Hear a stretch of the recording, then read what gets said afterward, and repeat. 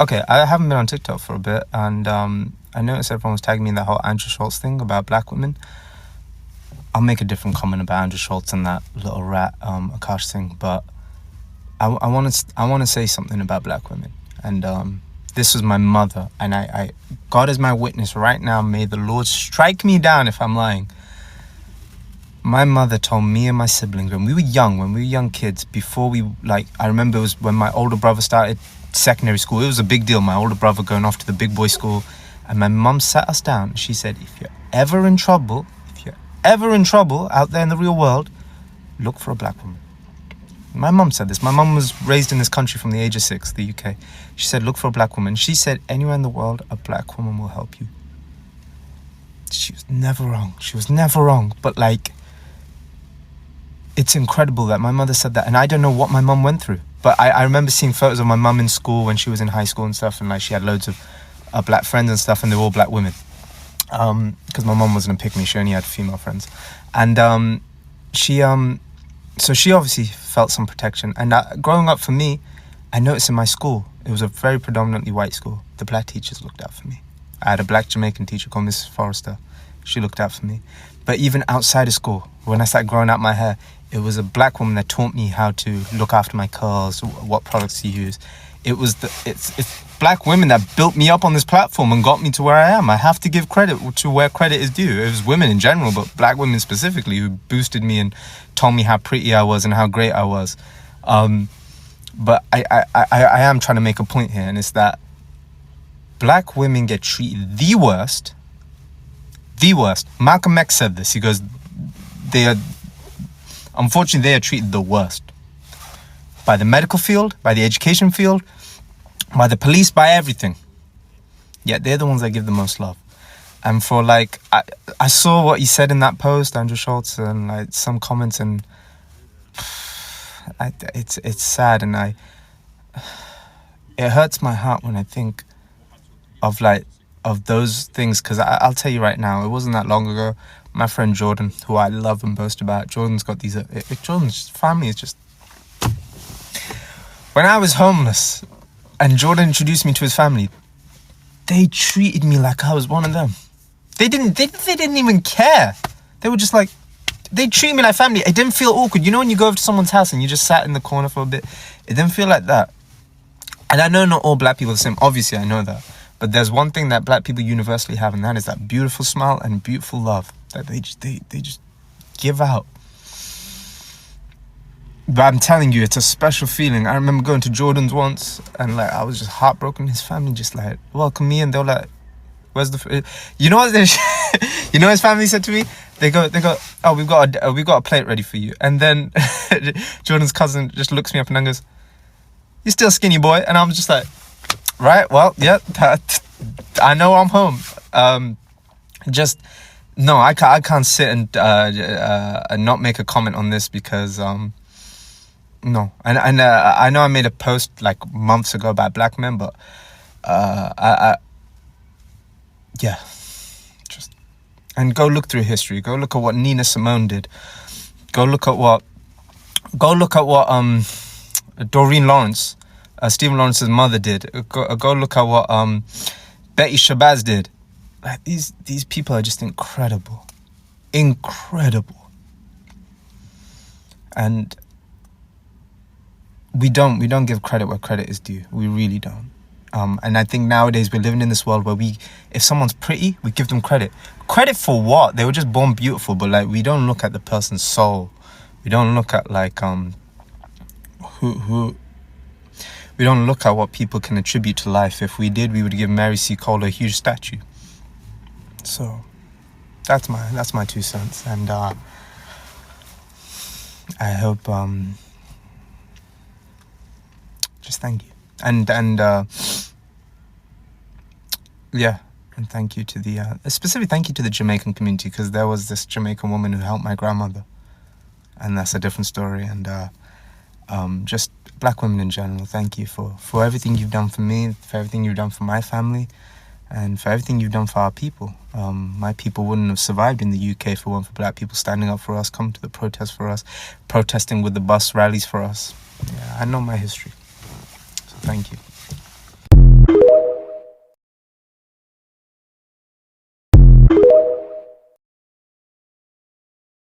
A video circulating of an Asian man talking about if you're in trouble, go to a black woman. I'm here to tell you why you shouldn't do that.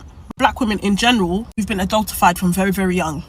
There were 5-6-year-old black girls that are already being expected to look after their siblings. The whole of our lives, we have been adultified in every way possible. So the last thing you need to do is when we finally have a chance to rest and relax, and we finally know how to say no to certain things, we finally know when someone's taking the out of us, last thing you need to do is now start alerting human beings on the street that if they're in trouble to look for a black woman. Don't do that. Because I feel like we can't rest as black women. Black women are lovely by nature. We're caring, we're nurturing, but a lot of that care and that nurturing come from the fact that we've been adultified. So we naturally feel like we have to take charge. We naturally feel like we have to make people feel better. We naturally feel like we have to look after people. But what you're doing in spreading that message is now you're bringing the adultification that we suffered with as children into adulthood. I'm not the one to look for when you're in trouble. I'm so sorry. I'll help as best as I can, but look for anybody. I feel like people don't understand when a black woman makes a video and says, oh, don't look for me. Everyone's like, oh, she's mean, she's aggressive. No. You don't understand that's a dangerous message that you're spreading. We're not your saviors. We've got our own lives, we've got our own things to do, and we've already spent so much of our lives. I was speaking to a woman yesterday talking about how she got 5 brothers. She's the youngest. She's everybody's mum. So when I make videos about, oh, my mum's telling me one thing and telling my brother another thing, it's not a joke. There's so many things that come from a black woman or a black girl being adultified, right? Obviously a black woman can't be adultified, but if there's another word, somebody give it to me. But there's just too much pressure on black women to be somebody's savior, to change somebody in this sense. No, sorry, do it yourself. And that's women in general, right? But this video was talking about black women, so I'm talking about black women. Black girls are adultified like crazy. So when we get to 19, 20 and we finally can say, oh, I can't lie, I'm not doing that. And it usually isn't even 19, 20. Sometimes it's even, I only learned to say no at 26, right? Don't then start telling strangers on the road to look for me when they're in trouble. I've just learned to rest. Please, don't do that. And my mum sat us down. She said, if you're ever in trouble out there in the real world, look for a black woman. My mum said this. My mum was raised in this country from the age of 6, the UK. She said, look for a black woman. She said, anywhere in the world, a black woman will help you. So first I want to start this off by saying this is no hate whatsoever to the original creator. Definitely go and watch his full video. It was very sweet, very heartfelt. I'm glad that that has been his experience in life. However, as I was watching his video, I could not help but think that this is kind of part of the problem. People know that they can go to black women, and black women more than likely will be there. Black women more than likely will help them, especially if it's a child. Black women will lift you up. They will feed you. They will give you kind words of motivation and inspiration, and it's beautiful. And honestly, it's one of my absolute favorite things about black women. I just think at this point, black women are wondering, who is that for us? Where can we get that? You know, you can come to us for help, but we feel like a lot of the times we have no one. I even saw this comment down in the comment section, and I was like, something about this does not sit right with me. So my question to these people that are teaching their children to seek help from black women, and they themselves, they learned as children to seek help from black women. If you see a black woman in trouble, are you helping her? Would you even think to help her, or would you just assume that she would go to another black woman for help? And again, this is not directed at the creator of the video I stitched. I don't know this man. This is literally the first time I ever saw him. It's just these are the thoughts that went through my mind while I was watching his video. Again, I don't see anything wrong with asking us for help, because I think to a certain extent we enjoy being helpful, being of service, being there for people. We just want to know who is there for us genuinely and truly. They won't turn our backs on us when they get in the room with certain other demographics. They won't turn their backs on us when it's time to get a check cut. Who really has our backs? I think that's really kind of the question. It's not that I'm upset with Mustafa's mother for making the observation that she made about black women and how protective they are, because it's an observation that she's made probably throughout her life, that she felt so comfortable entrusting the safety of her children in the hands of unknown black women more than anybody else. And that alone represents a positive recognition, a wonderful one even, because a mother, the biggest protector of her child, is willing to entrust his safety, their safety, in the hands of black women, strangers, more than anyone else. And that's wow, that's wonderful. And this recognition could have came from perhaps her observation of black women as being more motherly, more caring, more sensitive or sensible, even more protective, more defensive, more nurturing.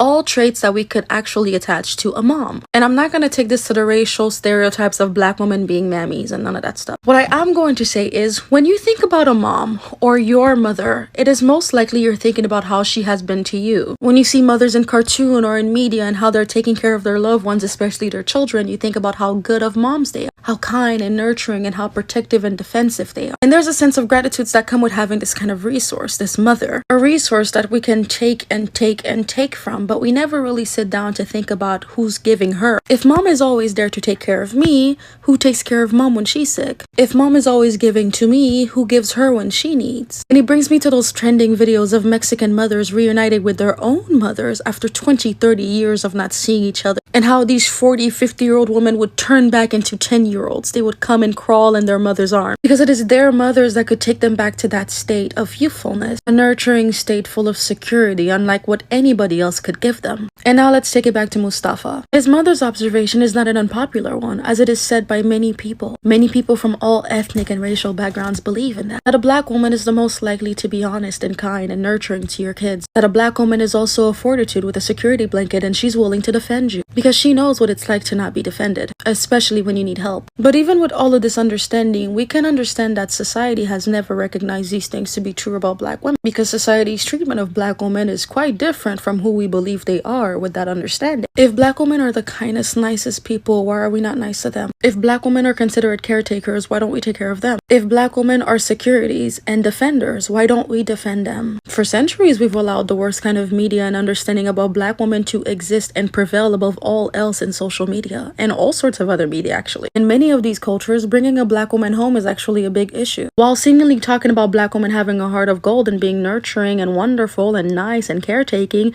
we seem to describe them as bitter, ugly, and ruthless most of the time we talk about them. And I know I'm a black woman, but I'm talking from society's standpoint. As a society, we are extremely mean to black women. As individuals, we can be extremely mean and inconsiderate to black women. We don't give them the benefit of the doubt. And yet, despite all of that, many people share Mustafa's mother's belief, and that's not fair. So it's not that I disagree with what his mother said, because it is true. And when I have my little one, I will tell them the same thing. But it's not all too positive of a recognition when you understand that we're being used. It's quite almost a parasitic relationship. Because for a lot of black women, most, if not all of the care that they provide to the world is not sent back to them. It's never reciprocated. And because black women know that, most black women know that and understand that, they turn to each other for comfort. They turn into each other for support. And while sisterhood is great, it's wonderful, it's blissful even, one of the principles of this sisterhood exists on the isolation that society has rendered us in. And I think that's why you'll see so many black women make angry videos, how they're no longer supporting this kind of stereotype. They're protecting their peace because they're drained. Recently, a South Asian man from the UK came on here and he said that his mom told him that anywhere he's in the world, if he needs help, find a black woman. And there are hundreds of women who took it as a compliment, rightfully so, because that's their right. And they're being called mammies and whatnot by another demographic of black women. And while that is their right not to feel that it's a compliment because of their lived experience and their relationship with their blackness and how they exist within their society, I'm not here to undermine that. But I'm here to speak to the women who are being called mammies. You're not wrong for taking it as a compliment, because not all of us have the same lived experience. Not all of us grew up in oppressive societies. Not all of us see helping as a burden, right? I can speak for myself. Growing up in the Caribbean, growing up as a Dominican woman, there's never been a time where my kindness was gendered, where kindness is gendered, where help is gendered. The men help just as much as the women. There's not this overwhelming burden on the women to be good people. You know, I've never not felt supported by the men in my society. I've never not felt protected by the men in my society. I can depend on the protection of the men in my society. There are many times where I've seen certain things happen. I'm like, West Indian men would never just stand by and let this happen. Those of us who did not grow up in individualistic societies, we don't see help as a burden. We don't keep a tally. We don't see it as something transactional, because it's not just us doing it. It's the society doing it. So I help you, you help me. It's just part of being a good neighbor. It's part of being a good person. And we are allowed to have that attitude towards helping, because 9 times out of 10, when we look around, we're helped every single day. You know, like I grew up in a community where if you don't have food today, you can tell your neighbor and they'll give you food until your paycheck comes. Or if you can't get to work because you're low on cash, you can talk to the bus driver and be like, okay, at the end of the month, I'll pay you back, and they'll drop you to work every week. Or you can go to somebody and be like, hey, I'm low on cash. Can I catch a ride with you this week? And they'll bring you to work every day. Like, we're not deprived of support. So therefore, the idea of depriving other people of support is kind of weird to us. So you don't have to feel bad because you took what he said as a compliment. Okay? The women who aren't taking it as a compliment is because there's imbalance in their lived experience, not through any fault of their own, just because they live in an oppressive society. They have not been helped. They have not been supported. They have not been given what we have. So therefore, they can't take these things as a compliment the way that we do. So while I will not discredit their experience because it's very real and it's very hard to watch, and I wish they had a different reality, but we shouldn't be made to feel bad because of ours and our responses, because we're able to hear these words differently. So it's hitting our spirit differently. I'm not saying that there aren't any, issues and nuances within our society, but as a whole, historically, we don't exist in a space where we are not also given help and support. To my sisters who saw that as a compliment, hats off to you. Don't feel bad. Being kind feels good to me. Being unkind makes me sick because it's not me. And nobody and nothing, not history, not anything will cause me to not be me. And don't let anybody bully you into thinking it's cool to be unkind when that's what you want to be. And my mum sat us down. She said, if you're ever in trouble out there in the real world, look for a black woman.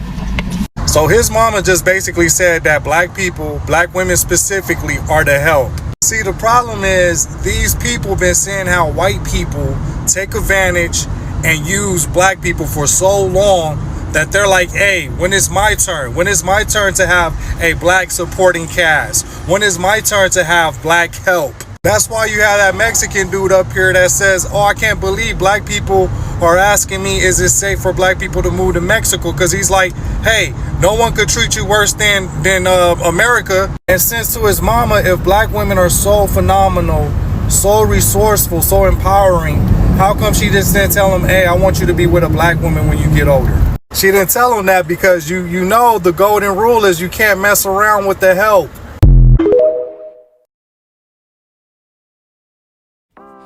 Hey ladies, welcome back to my channel. It's your host, London Lamborghini. I actually don't have too much to say about this specific topic. I know from research, not from personal experience, that black women can be seen as kind of a work mule or as kind of a caretaker in the corporate space. And because of that, I decided to write an album with songs dedicated to helping black women find their voice, have self-advocacy, and just gain more upward mobility in the workplace, and how to navigate corporate politics in the workplace. Even though I've never been in that environment myself, I looked around and I was like, there's no music about this. I'm gonna make some. So that album is in the works. It's coming soon. But let me know what you think about this topic. Do you feel like it applies to you? Do you feel like it's complete BS? How do you feel about the guy's mum giving him that advice? That was very interesting, if you ask me. But anyway, thanks to all the new subscribers. I love you guys so much. Thank you for helping me grow this channel. All the information needs to get out there, and you guys all help make that happen. So thank you again. I post videos every day, so meet me back here for some new videos, and stay pretty, ladies.